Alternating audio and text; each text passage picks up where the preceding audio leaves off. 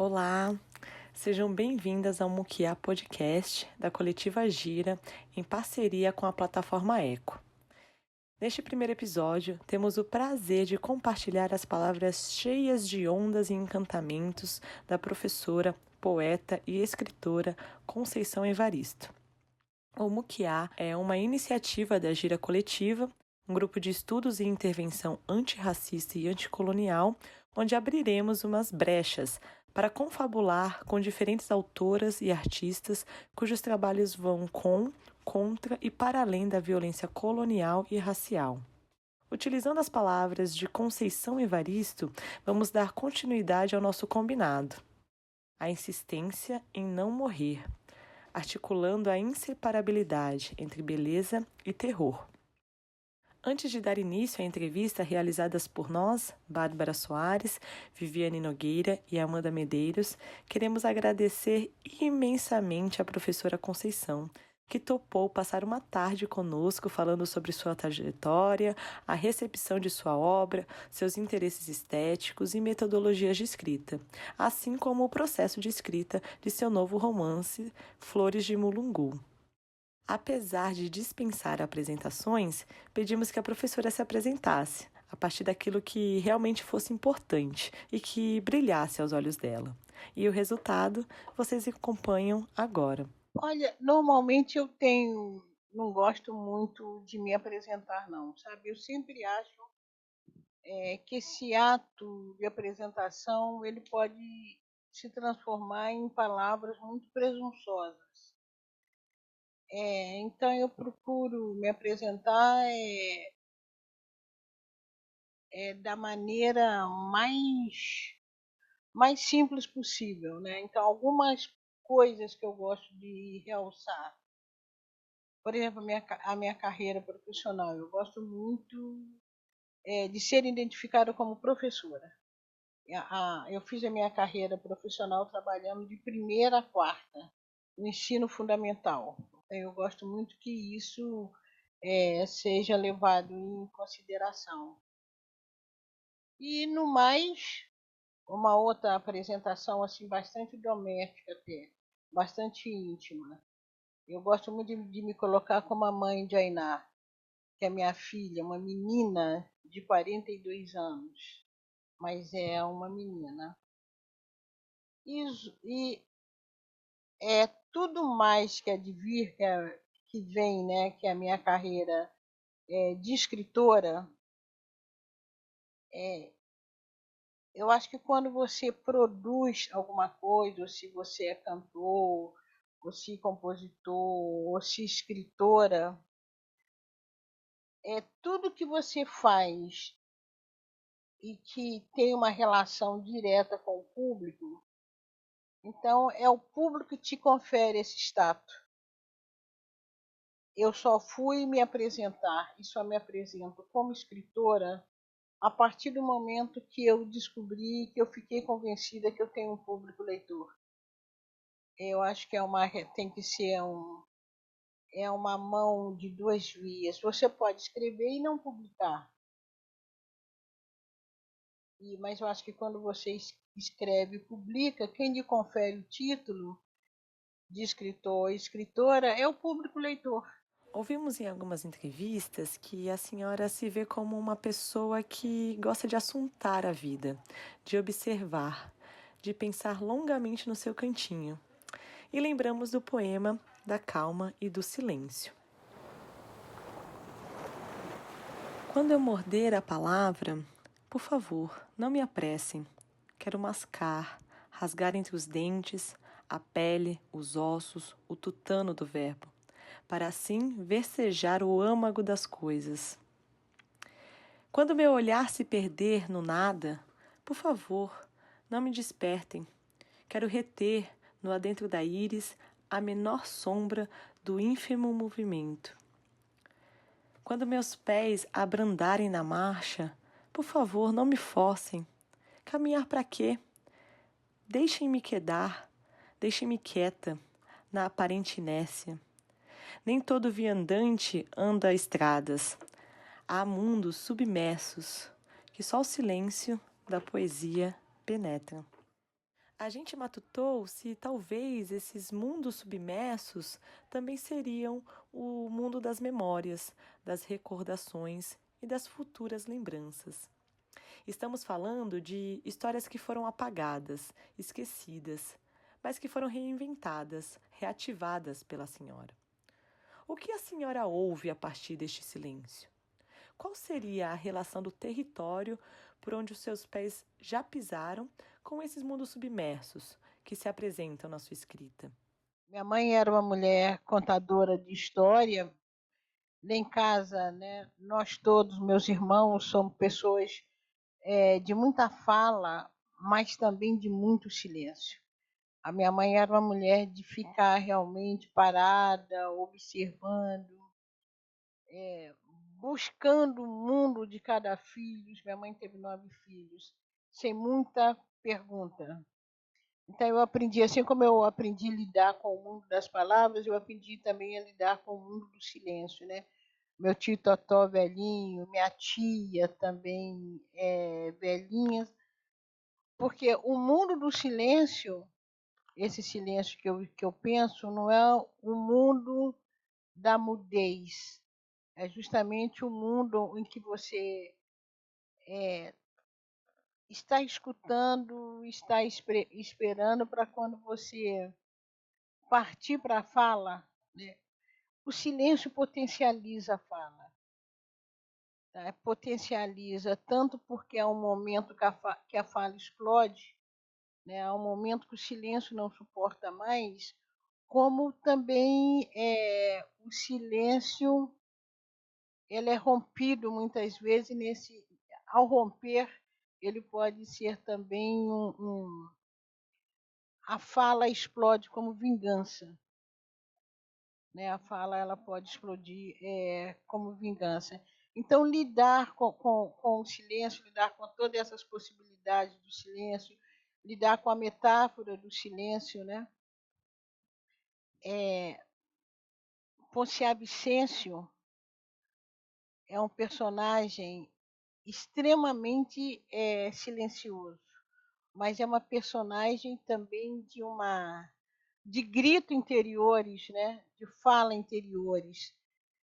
É aquela personagem que vê, quando todo mundo pensa, Ponce Absêncio está olhando para o nada, né? Ela tem uma percepção de tudo ao redor, né? Daquilo, né? E aí quando eu falo também que para mim falar da minha filha é muito significativo porque a Iná talvez simbolize também, né, esse silêncio, essa outra compreensão do mundo que nós não temos, né? O modo como ela olha o mundo, o modo como ela vive, talvez seja muito mais profundo do que o modo que as pessoas ditas normais, que têm inteligência, não sei o quê, perceba. E, e o rompimento desse silêncio também é o silêncio também de uma memória que vai se revelando aos poucos, né? Esses lugares de lembrança, né? Esses lugares de memória. E a minha família, principalmente as pessoas mais velhas, são pessoas que me ensinaram a lidar com a memória, me ensinaram muito a lidar com aquilo que ficou atrás, né? Com aquilo que foi parcialmente esquecido, né? Mas que tem lá aquelas vestígios, né? É só você cutucar, né? Quando eu digo meia palavra basta, né? Então, esse silêncio também é o lugar da morada, é a morada da lembrança, é a morada do esquecimento, é a morada da invenção, porque eu acho que quando você lida com a memória, eu sempre digo, o espaço que fica entre o esquecimento e a lembrança, aquele espaço vazio que você não sabe se é bem aquilo, se não é, você se lembra, mas você não se lembra tudo. Eu acho que é aí que está a invenção, aí que está a ficcionalização, né? Que é um pé na verdade, é um pé na invenção, é um pé na mentira, e é também um produto autônomo, né? Porque não é mentira, não é verdade, é um outro. produto. A Gira é uma coletiva que se constituiu dentro da universidade, num esforço de aquilombamento em meio à insatisfação, mas que também não se conteve em permanecer dentro dela. Estamos dentro e fora, jogando com e contra a universidade. O seu percurso também parece passar um pouco por essa ginga, esse jogo de capoeira. A senhora poderia comentar um pouco sobre sua trajetória? Que inclusive chegou ao momento de se tornar uma catedrática na Catedral Olavo Setúbal de Arte, Cultura e Ciência no Instituto de Estudos Avançados da USP. Como a senhora enxerga os percursos negros na universidade? Olha, aquele percurso negro que dentro das universidades é, que se engana pensando que chegou no topo, pensando que é o dono de tudo, as pessoas, quem faz isso, acho que anda num terreno movediço. Porque qual tem sido a experiência negra? Que a aceitação da gente em determinados espaços é uma aceitação que tem limites. Nós não somos plenamente a recepção que nos dão, e aí eu acho que a gente pode até tirar as pessoas, eu acho que tem pessoas nesses espaços acadêmicos que estão dispostos a caminhar conosco, mas se a gente pensa em instituição, a instituição ela deixa sempre desejar. Agora, a gente também tem que ser esperto no sentido de fazer esse jogo e de perceber mesmo, né, que é o próprio jogo da capoeira, avança, recua, para saber realmente em que momento nós estamos dentro, né? Estamos dentro, e todos esses momentos que nós estamos pela nossa competência, não é porque nos acham bonitinho, né? E esse movimento também de recuo, de certa forma também, ele nos prepara para estar novamente dentro. Porque, nesse sentido, a experiência que a gente traz para as academias é uma experiência que ela não é constituída somente aqui dentro. É uma experiência que é constituída por uma história, por uma trajetória, por uma experiência que nós temos lá fora. E aí, nesse sentido, eu acho que a academia tem muito a aprender conosco, porque esse saber aqui é um saber que está preso entre paredes, né? E nós temos justamente essa possibilidade, né? Ou essa experiência do dentro fora, do dentro fora. Agora é a gente saber usar isso, né? Eu acho que a gente tem que pensar isso como potência e não como algo que nos cerceia. Eu acho que essa experiência nossa tem que ser potência. Também sobre a escrevivência, temos percebido que parte do esforço teórico que a senhora tem direcionado para pensar o termo diz respeito a situá-lo dentre tantas outras formas de escritura das quais ele muitas vezes é aproximado. Então, a autoficção, o testemunho latino-americano, a escrita de si Foucaultiana e até mesmo as noções de biografema de Barthes, se não me falha a memória, a senhora comentou em sala de aula. A senhora diria que esse esforço da escrevivência diz respeito a uma epistemologia que nos possibilite a vida? A gente fica pensando, né, junto com as próprias ideias da professora Denise Ferreira da Silva, né, que nos parece um esforço de construção de um mundo, né, e de destruição de outro mundo, em que as noções de escrita e da própria crítica literária esquecem que também foram construídas por bases racistas. Sem sombra de dúvida, eu acho que quando nós todo esse esforço mesmo para pensar, para teorizar a escrevivência, primeiro eu diria, é um esforço, uma necessidade, um compromisso de não perder o fundamento de onde nasce essa ideia. Eu acho que distingue escrevivência de escrita de si, de biografema, de autoficção, entende? É justamente essa insistência do fundamento da ideia, do conceito, que é o fundamento que nasce a partir de experiências negras. Isso, isso como se diz, não tem negociação. Não tem negociação. E para mim, distingue justamente o conceito de todos os outros conceitos que se aproximam. Né? Eu sempre digo, pode ler escrevivência como escrita de si, pode, até a página 5. Né? Pode ler como autoficção, pode, até a página 5.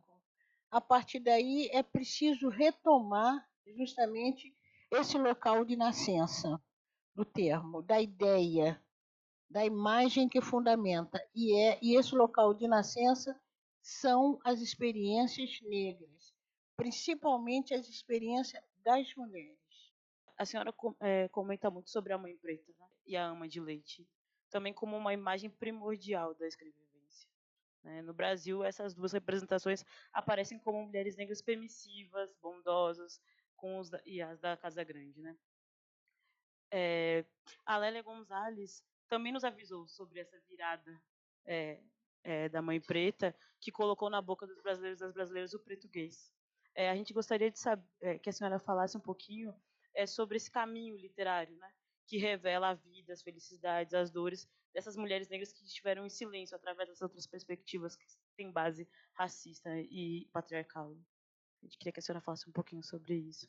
Todo o imaginário que se constrói ou que foi construído em relação às mães pretas, né, foi aquele imaginário da passividade, daquela mulher que deixa de amamentar os seus próprios filhos para amamentar o da Casa Grande.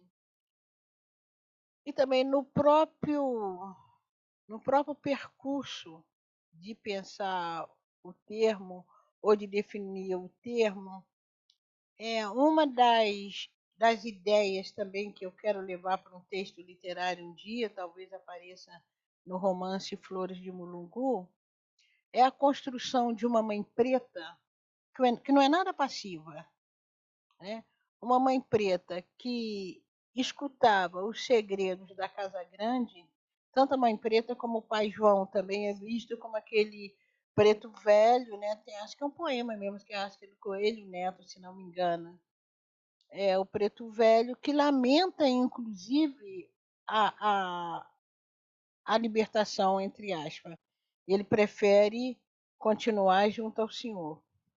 Então, eu acho assim, como houve como a gente retira uma carga negativa da própria palavra negro, e hoje, às vezes, uma geração mais nova prefere usar o termo preto, mas não sabe o que foi o percurso para retirar essa carga negativa da palavra negro.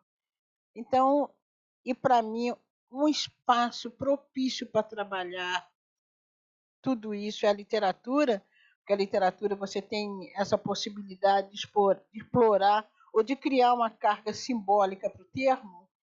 Então, pensar essa mãe preta não como aquela passiva, né, mas uma mãe preta que de dentro da Casa Grande, de dentro do quarto do Senhor, como a mucama, é capaz, por exemplo, de levar informações para a senzala e dali organizar uma fuga. Né?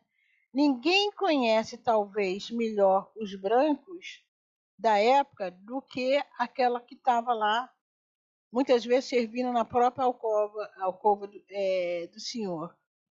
Então, e aí a escrevivência, hoje, quando eu penso esse termo para a escrita de mulheres negras, aí eu volto à história do silêncio. Foi aquele silêncio da mãe preta que potencializa a fala da agora, que potencializa a nossa escrita.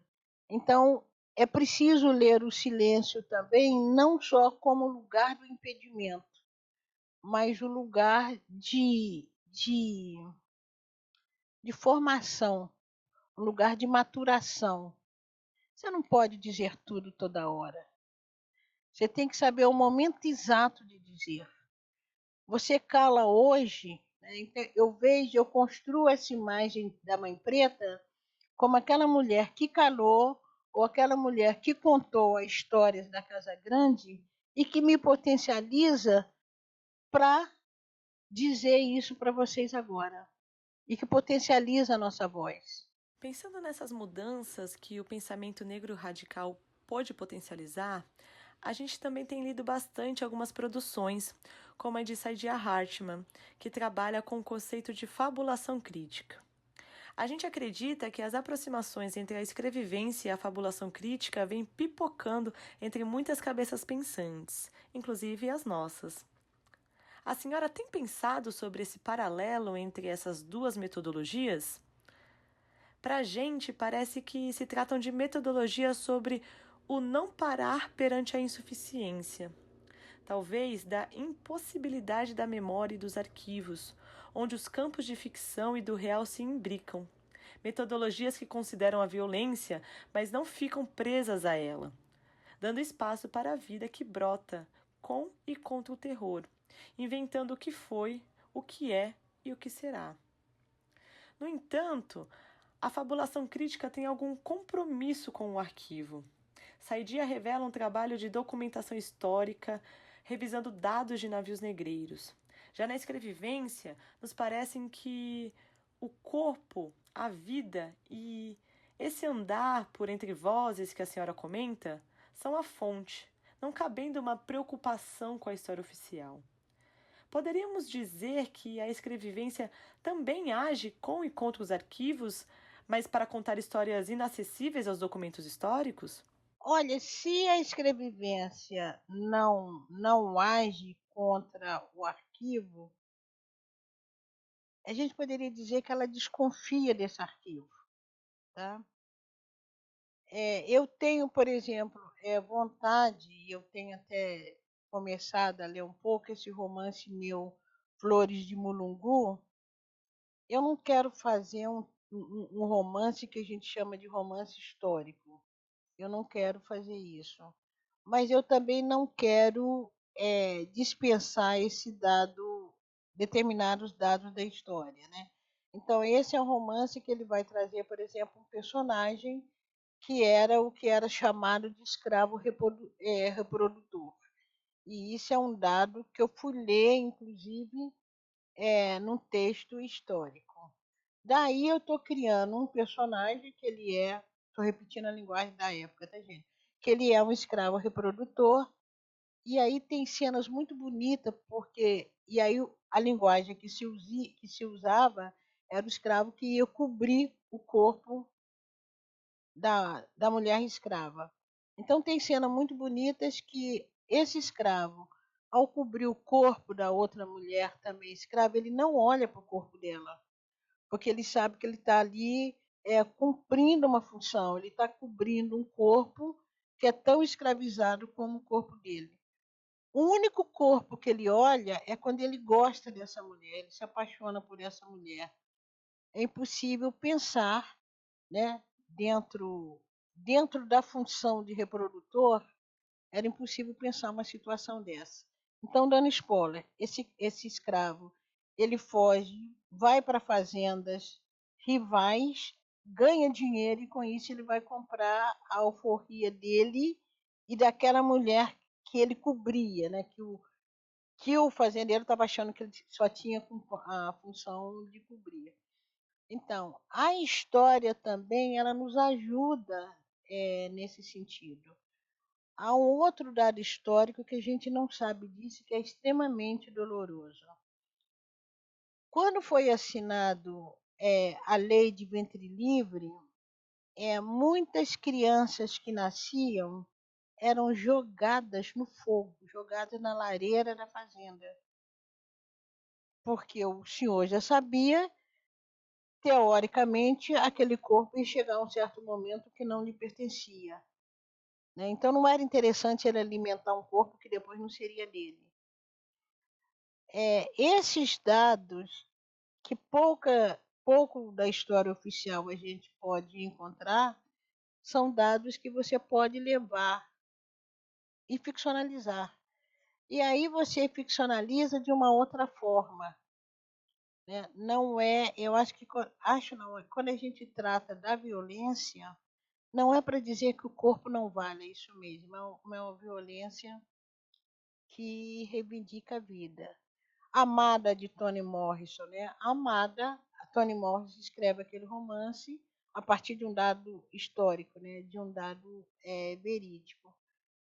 Então a gente pode usar esse arquivo histórico, sim, ou pode usar o próprio texto literário criado sob uma outra perspectiva e fazer um texto com outro sentido. Mas não me interessa fazer nenhum romance histórico, não, entende? Vários dos pensadores e pensadoras que a gente tem lido recentemente, assim, que fazem parte desse campo, que a professora Denise Ferreira da Silva faz parte. Acho que a gente tem chamado de teoria crítica racial, teoria crítica racial, feminista negra radical, muitos nomes, né? Acho que é algo que ainda está em formação. Mas eles bebem bastante também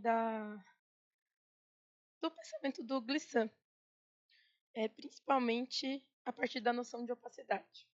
A senhora nos contaria um pouco sobre a sua leitura de Glissant? Seu pensamento, seu conceito teórico, a escrevivência, tem algo a ver com a opacidade?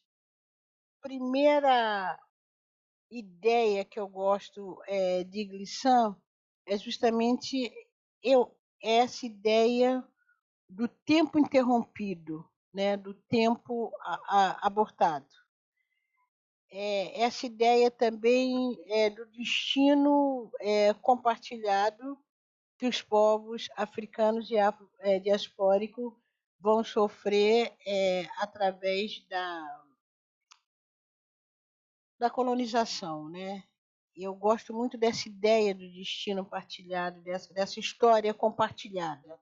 E para mim essa história compartilhada é o que possibilita, por exemplo, você ler Toni Morrison com Geni Guimarães, que possibilita você ler Maya Angelou, sei lá, com Conceição Evaristo, ou com a afro-cubana, que possibilita você ler Geni Guimarães, aqui de São Paulo, né? Com a Cor da Ternura, e você ler Cartas ao Cielo, de Teresa Cardina.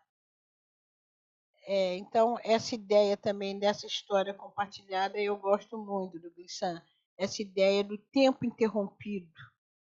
E acho que esse tempo interrompido, também, de certa forma, eu acho que o Glissant nos permite pensar o trauma coletivo, né? Essa história que está aí, que ainda é preciso explicitar essa história, né?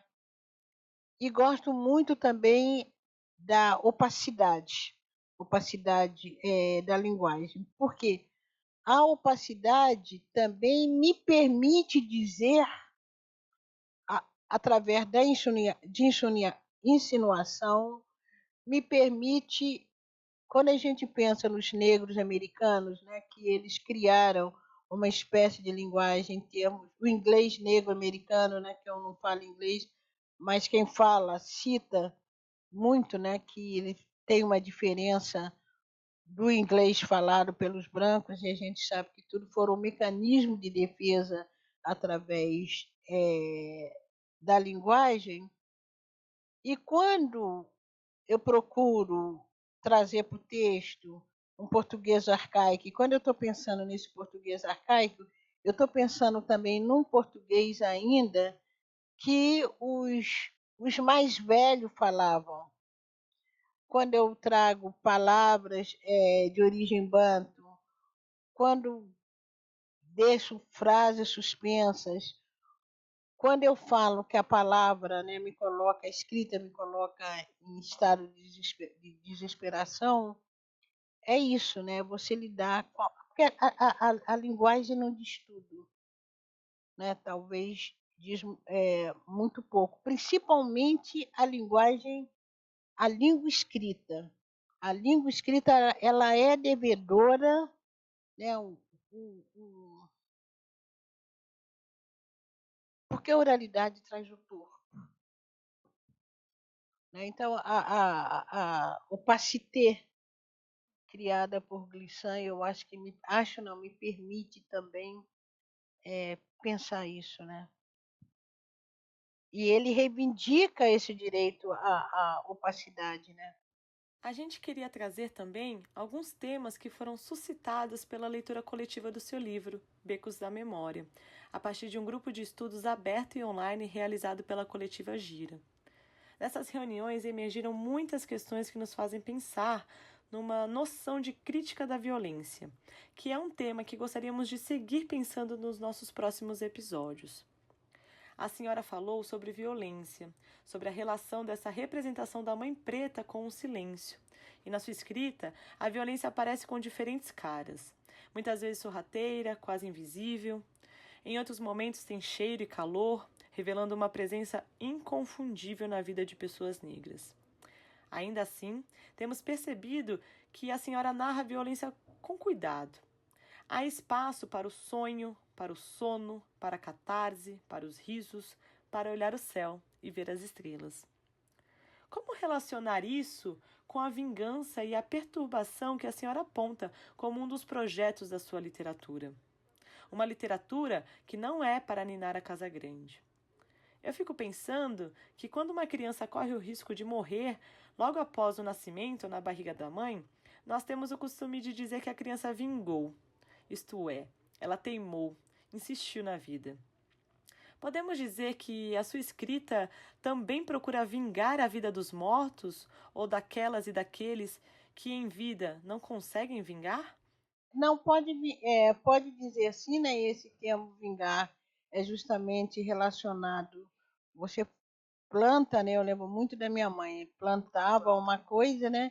E ver se a planta nasceu e a planta vingou, né? Quer dizer, a planta floresceu. Então, eu acho que e quando eu jogo esses termos, né? Inclusive a introdução de Becos da Memória tem lá vingou e vingou, né? Que é justamente vingar no sentido de nascer e no sentido de vingar mesmo, de dar o troco.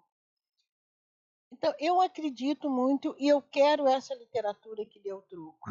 Né? Eu quero essa literatura que vinga apesar do silêncio, ou que vinga no silêncio. Porque quando você pensa uma crítica literária que não reconhece os nossos textos e os nossos textos sobressaem, é uma literatura que vinga, que nasce, que explode, né? Que corre, que fala apesar desse silêncio já de desprezo pela crítica literária. Então, ela é uma literatura que vinga também nesse sentido. É uma literatura também que vinga nesse sentido. E quando você fala da violência, um dos contos, desculpa porque isso não é nada modesto, mas um dos contos que eu mais gosto é Ana da Venga, né? E é tremendamente angustiante, porque a gente espera que aquela mulher sobreviva de alguma coisa, né? E ela morre com um sonho de um filho na barriga, que poderia ser um embrião, talvez não fosse nem um feto ainda. Mas é um texto que vinga, uma esperança de vida que vinga, não é nem esperança, porque cada personagem que a literatura de autoria negra mata é um clamor de vida, é um pedido de vida. Tanto é que as nossas personagens, normalmente, quando morrem, a história acaba. É para dizer que a história não existe sem nós. Né? A história não existe sem nós. É um pouco diferente de outros personagens criados através de uma outra perspectiva, que o personagem morre e a história continua. Então, a morte que a gente coloca, não estou falando só da minha autoria, não, né? A morte que se coloca normalmente na autoria negra, ela é um clamor de vida, ela é uma exigência de vida, ela é uma reivindicação de vida.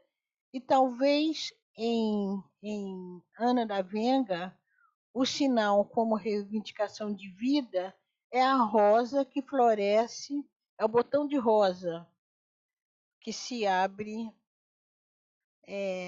na garrafa vazia de cerveja.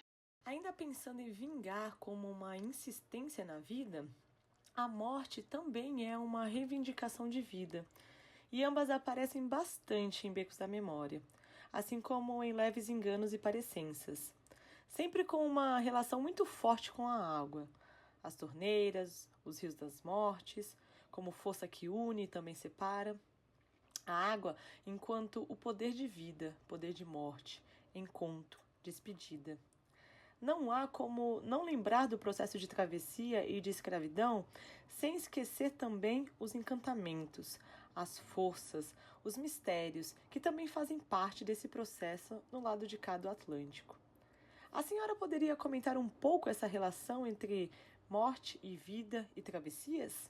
Talvez é o primeiro, um dos textos que você pode ler a partir dessa perspectiva de morte e vida, é o poema curtinho que começa o livro de poemas da recordação e outros movimentos, né? Que, na verdade, eu tento fazer ali esqueci o termo agora. Quando você provoca, você tem um texto ou uma frase já consagrada e você, ao criar os paráfrase. Eu acho que é paráfrase mesmo. Paráfrase? Não, me Quando parece que você recria. paráfrase quando você segue o mesmo sentido. Paródia, talvez? Paródia. Quando muda o Paródia. sentido, é paródia. Paródia. Então, o poema começa. Acho que relembrar é preciso. Não é que assim que começa o poema, acho que relembrar. Hã? É, é, é, não, acho que recordar não é preciso. Qualquer coisa assim, que é justamente o ato de recordação não é ele não traz nenhuma precisão, ele não é exato, justamente porque a memória falha. Então, justamente, eu estou fazendo uma paródia com o navegar é preciso. Navegar é preciso. Recordar não é preciso, mas recordar é preciso, né? É necessário. Aliás, eu fico muito feliz que vocês me façam esse tipo de pergunta, porque uma das coisas que eu mais quero é que as pessoas leiam os meus textos através de uma estética, né? E não somente que eu estou contando a história negra e coisa e tal, né? O que eu uso para contar essa história negra? Ali, claro que eu estou trazendo uma lembrança de navios negreiros, não é? E eu acho que esse poema é um poema que justamente traz, né, essa ideia de recordação, essa ideia de vida e morte, né, essa ideia de vida e morte. Há um poeta, não sei se era afro-inglês, que ele diz se fosse, esqueci o nome dele agora, se os africanos e os povos diaspóricos fossem criar um monumento contando a história negra, esse monumento teria de ser no fundo do mar. Então, recordar é preciso, lida com isso tudo, né? E a água, né? Ao mesmo tempo que a água é vida, e é lógico que a gente está pensando aí no líquido amniótico, né? A água também, né? A própria força da água, a correnteza, ela é capaz de levar tudo, né? Mas ela não leva a nossa memória. Ela não leva essa imagem negreira, né? Eu acho que essa imagem do navio negreiro, ela vai perdurar o tempo todo na história africana e na história afrodiaspórica. Se a Europa tem as grandes navegações como símbolo, né, como símbolo de um povo que saiu conquistando terra, e navegar é preciso para o europeu, ele afirma essa frase com muita ênfase, tanto é que isso virou uma música, né? Caetano canta isso novamente, parece que é um fado até. Navegar é preciso, para nós recordar os povos diaspóricos, recordar é preciso, né? Navegar é preciso, viver não é preciso. Navegar é preciso, viver não é preciso. Se navegar, apesar de todos os perigos das grandes navegações, mas levaram a eles a uma vitória, né? Conquistaram o terreno africano, aliás, a grande conquista do novo mundo. E para a gente, o sintagma terra à vista não tem nenhum sentido de vitória para a gente, né? Ou terras descobertas, pelo contrário, eu digo isso num outro texto também. Terra descoberta significou justamente o apagamento do outro, né? E aí a gente pensa justamente nesse movimento de morte e vida. E talvez tantas águas no meu texto, né? E aí também a gente pode pensar em Oxum, né?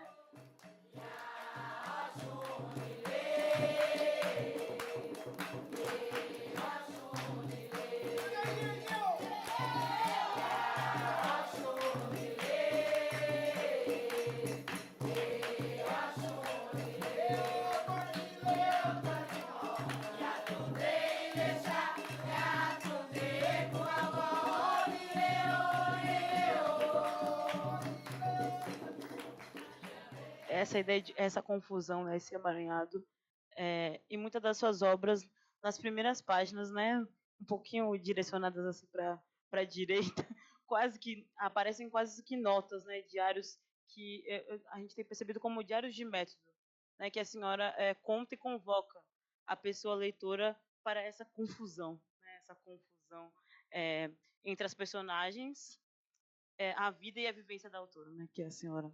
Então a gente percebeu, eu percebi também essas notas em becos da memória, em leves enganos, né? Sempre tem um convite à confusão. A gente fica em dúvida, a gente é convocado a pensar sobre quem é quem, né? A gente fica lendo e tentando entender. Na canção para Ninar Menino Grande também, em Submissas, em Ponciá, sempre tem essa nota de método, me parece, da escrevivência, né? Que é exatamente essa confusão, esse emaranhado. Sempre tem essa nota? Nota de método. Parece uma nota de forma de conhecer, uma nota que é de método, de como é que a senhora construiu isso, né? Quando a senhora fala, olha, eu não quis fazer desse jeito, eu quis fazer desse aqui. Então, lidem com essa confusão, né? Com uma estética também. Então, a gente queria ouvir a senhora falar um pouquinho dessa confusão que envolve, né? Ouvir histórias, ouvir e sentir os mistérios da vida, da sua gente, e contar também confundindo, né? E a confusão aparece para a gente, sobre a sua escrita, como uma estratégia estética e metodológica. E aí, a senhora pode nos falar mais um pouco sobre isso?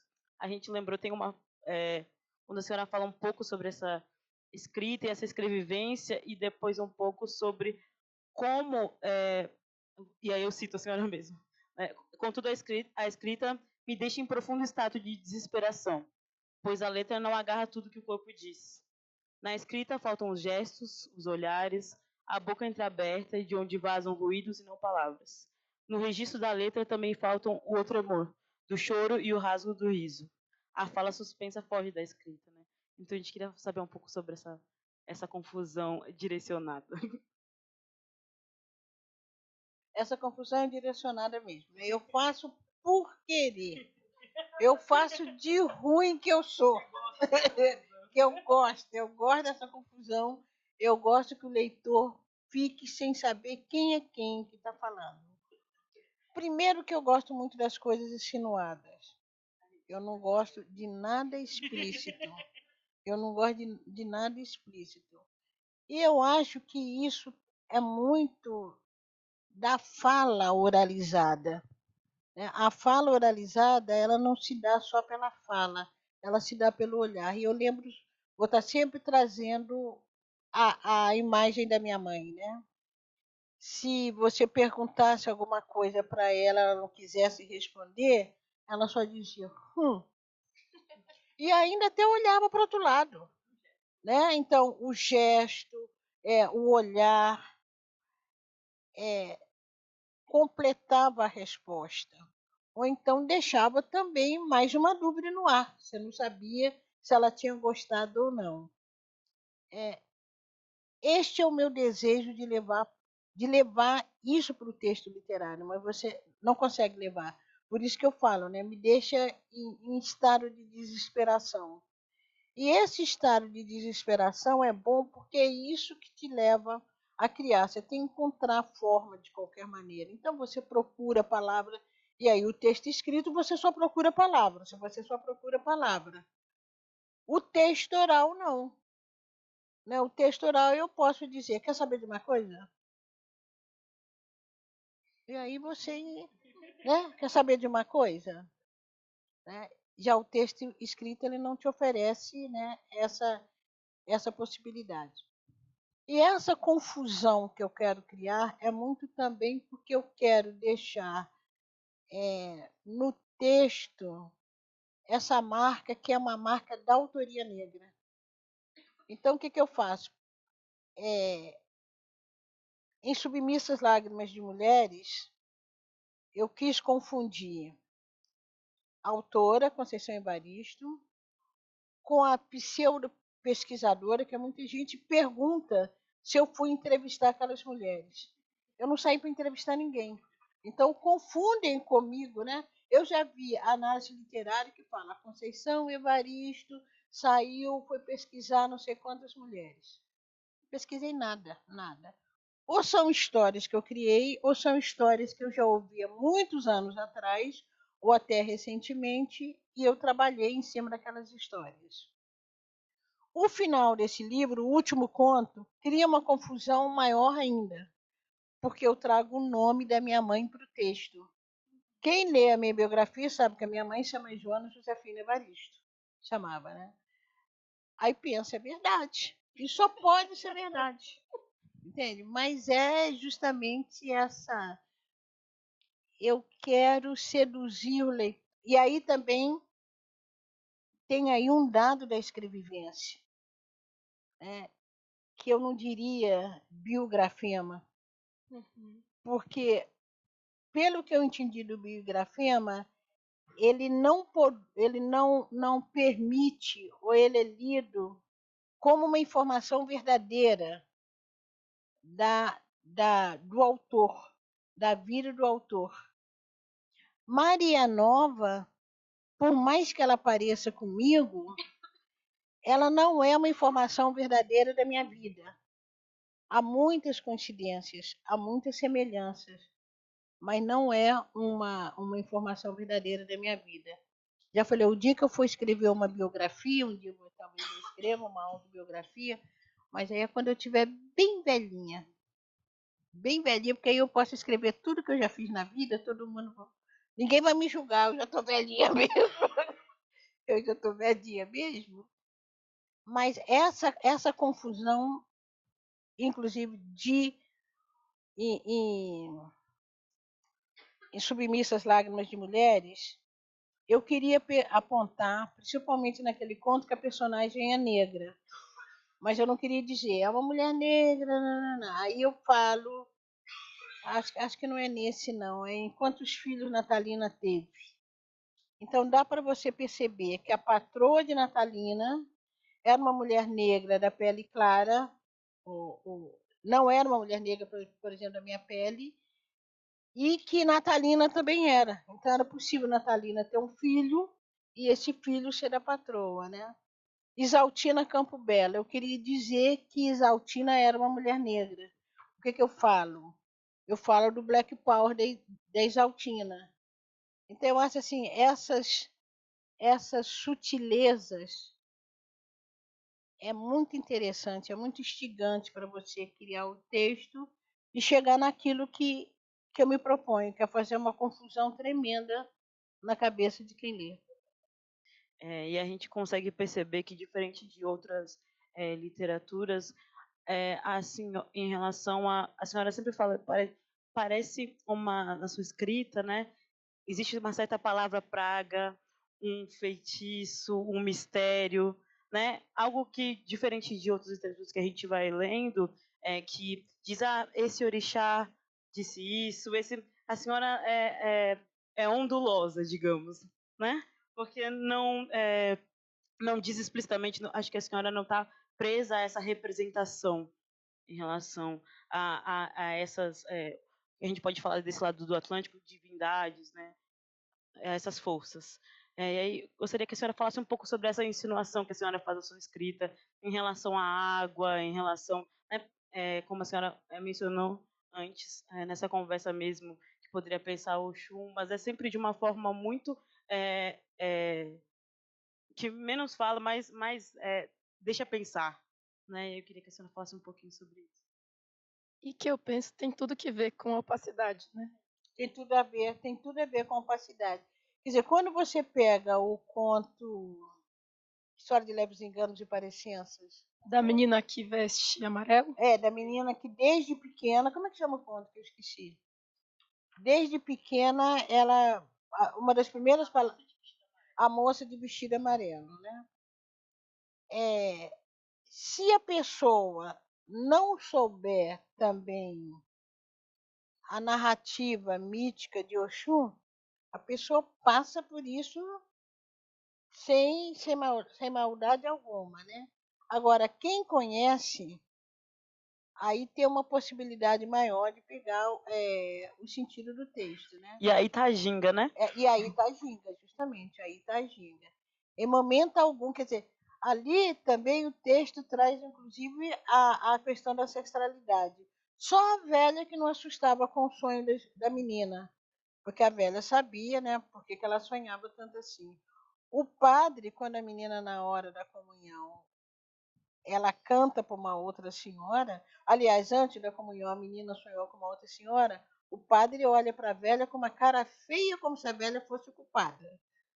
Né? Então, eu acho que essas insinuações, elas dão uma outra estética ao texto literário. Né? Quando você pensa Poncia Vicêncio pode ser Nanã. Ela trabalha com barro, né, o tempo todo. Tem o arco-íris, que está ali, o chumaré. Mas em momento algum, né, eu defino essas imagens, né? Porque aí também você tem que dar oportunidade a quem lê, né? Você tem que brincar mesmo com a competência de quem está lendo. E aí é justamente o direito à opacidade, né? Esse desejo. Né? E tem mais uma coisa também. Quando eu crio, por exemplo, a menina de vestido amarelo, eu não esqueço que nós estamos, pelo menos eu venho da minha experiência de Minas Gerais, em que nós somos profundamente católicos. Eu fui criada dentro de uma religião católica, mas que é o que Leda Martins também, Edmilson Pereira de Almeida, Heleno Teodoro, vão chamar de catolicismo negro, em que há essa mistura de narrativa de uma maneira não definida, no exercício de opacidade, está lá essa narrativa também das religiões de matrizes africanas. Né? Em Minas tem canto de congado que eles chamam zambi. No próprio canto de congado eles estão falando de zambi. E é aquilo que a Lélia Gonzalez nos ensinou, né? Todo mundo sabe o que significa, porque o padre não fica brabo à toa. Ele também entende, não é mesmo? Ele também entende. Vai começar a festa e eu vou ver no chão Eu vou estender a minha mão pedindo a Deus, Nossa Senhora, que ponha E aí a atenção. gente queria perguntar um pouco para a senhora sobre as referências intelectuais e artísticas, sobre as referências intelectuais e artísticas que, enfim, possam ter caminhado com a senhora até hoje. Quais seriam assim os pensamentos, os pensadores brasileiros, brasileiras e do mundo que interessam ou interessaram a senhora? Poderíamos ficar com uma recomendação especial da professora doutora Conceição Evaristo? Bom, se eu fosse pensar nessa referência desde o meu tempo de menina, desde o meu tempo de jovem, eu traria referências que marcaram a minha literatura, mas que depois de um outro processo de leitura, essas referências elas estão lá, mas outras referências surgiram assim de uma maneira talvez muito mais forte. Ou essas referências hoje eu uso para pensar outras formas de escritas. Então, aliás, eu acho que eu até nem prefiro dizer, nem quero dizer essas outras referências, não. Mas elas estão aí, se vocês procurarem, elas estão aí. Então, vamos partir para as referências negras, né? Por exemplo, um autor brasileiro que eu gosto muito, intensamente, é Lima Barreto. Eu gosto muito de Lima Barreto, né? Eu acho que justamente por pela coragem de Lima Barreto pôr o dedo na ferida no racismo brasileiro, né? E por isso ele foi barrado pela própria academia. A crítica literária, durante muito tempo, desprezou Lima Barreto.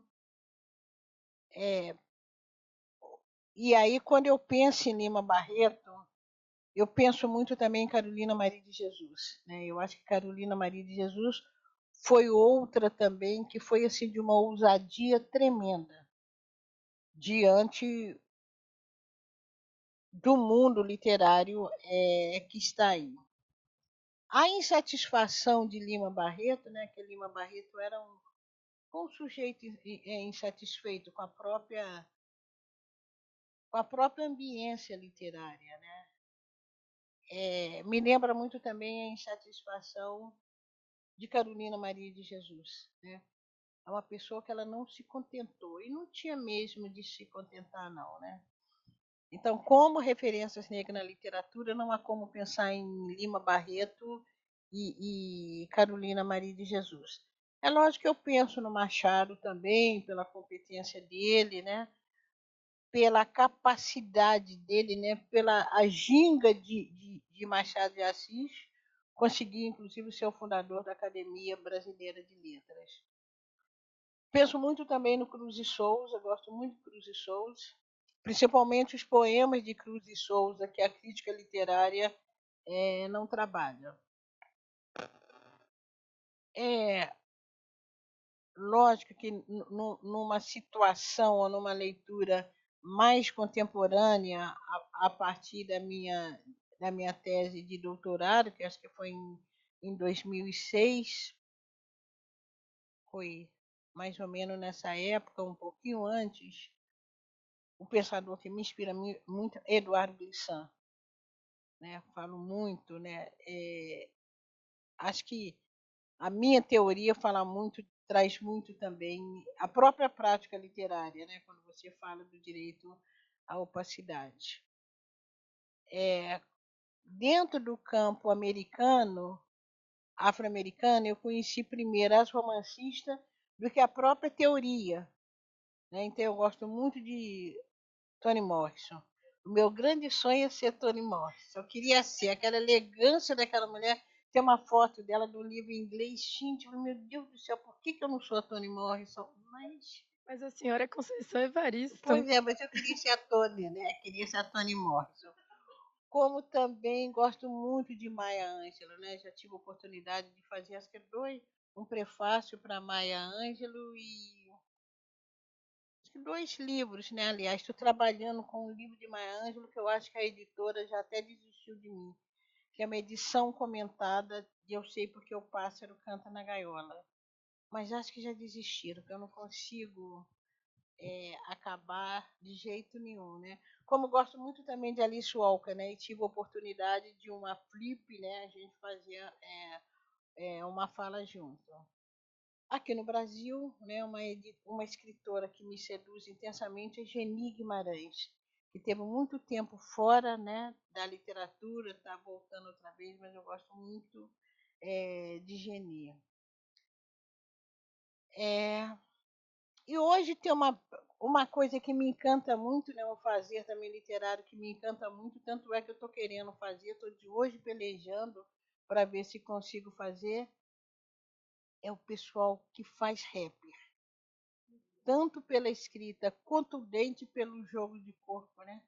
Pela marca da oralidade, apesar que aqueles textos não nascem orais, né? A maioria escreve aquele texto e depois declama, mas o pessoal do rapper também, homens e mulheres, me encantam muito. Tem no campo da literatura, né, justamente essa literatura das meninas mais jovens, inclusive um projeto meu de trabalho é ler essa literatura contemporânea, não a produzida, por exemplo, tem mulheres do Cadernos Negros, Miriam Alves, Lia Vieira, Esmeralda Ribeiro, que são mulheres mais jovens do que eu, não tão jovens, porque a Miriam também já acho que está chegando na casa dos 70, mas são mulheres que nós estamos produzindo juntas. E tem uma pleiade mais nova que está aí com toda a potência, que eu leio de vez em quando, não pude ler com afinco ainda, mas eu queria ler, inclusive, para produzir num exercício crítico, né? Trabalhar com o texto dessas mulheres. E na música, né, que é a minha grande frustração também, uma grande frustração, é porque eu não sei cantar. Eu queria tanto ter uma voz cantante, tá? Principalmente o canto sem palavra, a vocalização. Então, quando eu escuto, por exemplo, algumas músicas que eu tenho a impressão que a Morrison está gemendo, entende? Me encanta profundamente, me encanta. Ou aquele som gutural mesmo que Elza Soares tirava, né? E, aliás, uma vez que eu vi Elza Soares cantando, eu falei, gente, Elza Soares tem alguma coisa a ver, esse modo de interpretação dela tem alguma coisa a ver com Toni Morrison. E depois eu li alguma coisa sobre a Elza Soares, Toni Morrison não, de Nina Simone. Nina Simone. Depois eu li alguma coisa de Elza Soares que ela fala de Nina Simone.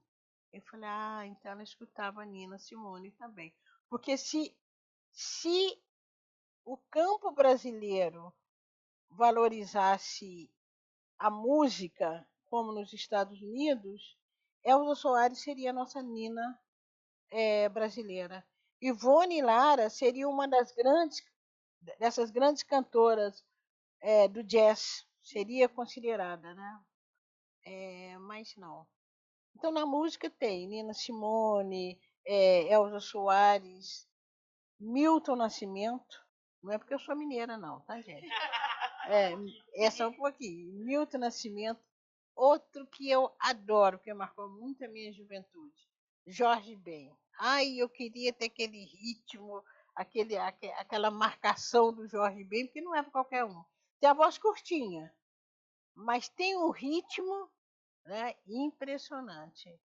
E se a gente escolhesse a competência da gente, eu ia escolher a minha competência para música e para dança. Gente, mas eu ia ser a Conceição Evaristo. Hoje o show com a Conceição Evaristo. Eu lá toda bela, feita Margarete Menezes, ia me apresentar. Fiquei aqui pensando que aquela música do Jorge Benjor, Proibido Pisar na Grama, dava um livro da senhora, né? Dava poesia do Pisar na Grama e também porque as rosas são todas amarelas. Muito bonita. mas na outra encarnação eu volto. Eu volto dançando e volto cantando. E as rosas eram todas amarelas. E as rosas eram todas amarelas. E as rosas eram todas amarelas. O adolescente, o ofendido. Antes de encerrar mesmo, eu quero voltar àquela história lá de vingar. Quando eu falo também que a minha literatura vingou, isso aí é para quem conhece a minha história pessoal, também eu digo isso em várias entrevistas, a minha família trabalhou para a família de escritores mineiros, para pensadores mineiros, minha mãe, minha tia. Então eu falo que o destino da literatura me persegue desde o ventre. Né? Minha mãe lá, grávida, trabalhando em casa de escritores mineiros.